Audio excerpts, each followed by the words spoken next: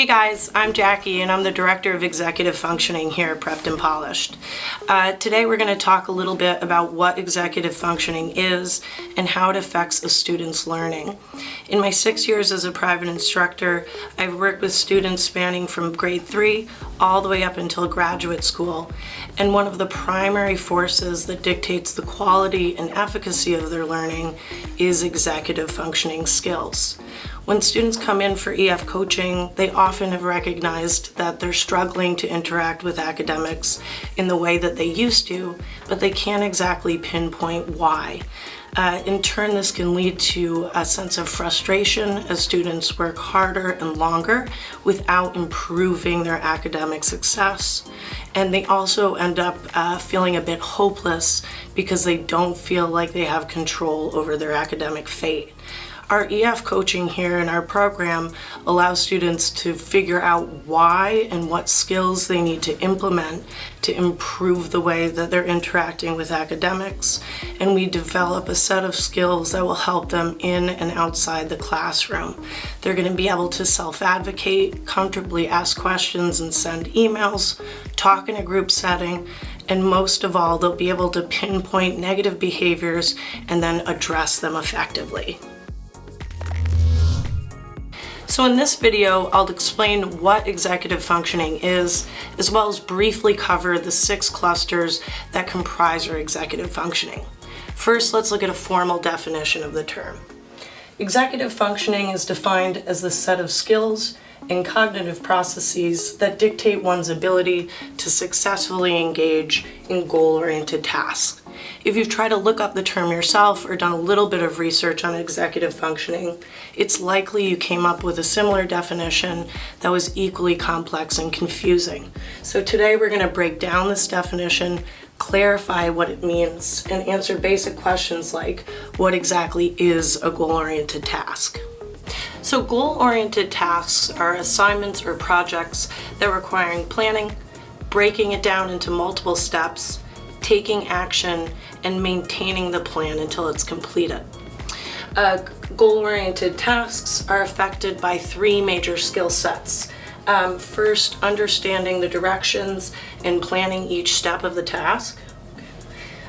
Implementing time management skills in order to meet the set deadlines. And then finally, upkeeping motivation by completing each step on time. Without comprehending the assignment well or planning it, the other 2 will be affected. So let's go over each cluster that affects executive functioning. The first is activation. Right? This dictates our ability to understand an assignment, list and prioritize tasks, and then initiate the steps necessary to reach a deadline. Our next cluster is action. This refers to our ability to maintain and monitor the necessary actions that you need to do to complete a task.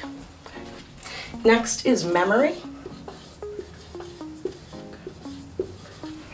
So working memory or recall is going to be affected by EF skills, particularly because organizing course notes and how well students engage with the class notes will make them be both easier to access and recall as they complete tasks.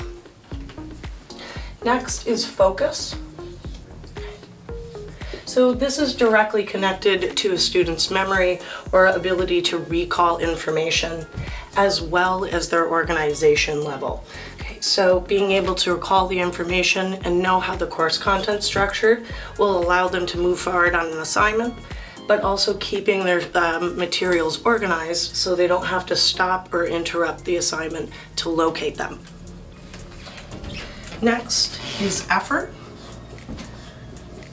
and emotion. We're going to look at these together as they're one of the more complex terms in the clusters, and they might be the most difficult to understand how they fit into academic learning.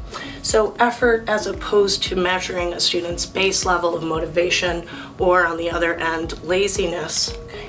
Effort is typically dictated by a student's understanding of the content. They can't start an assignment if they don't know how to do it, an understanding of the directions, and then being able to break it into tasks so they don't feel overwhelmed and know where to begin. And then our effort directly affects emotion, in that students will become frustrated if they put in too much effort or too much time without the results. Or in other words, they're working ineffectively and it takes too much effort to complete common tasks.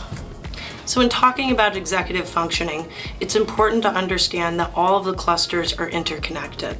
They also affect our learning. A deficit in one or more clusters will exacerbate a student's energy in other areas. For example, if we took out focus, they have a significant deficit there. As academic demands increase over time, a student's deficits in executive functioning are going to be exacerbated. That's because the other skills will be working in overdrive, which will inevitably lead to burnout. So now that we've defined executive functioning, you're probably wondering how we address deficits and enhance our students' learning experience. If you want to know more about how our executive functioning program works at Prepped and Polished, you can hear directly from one of our EF coaches, Megan, in another video in which she'll go over how our sessions run, the ways we identify deficits, and the concrete skills we establish to address them.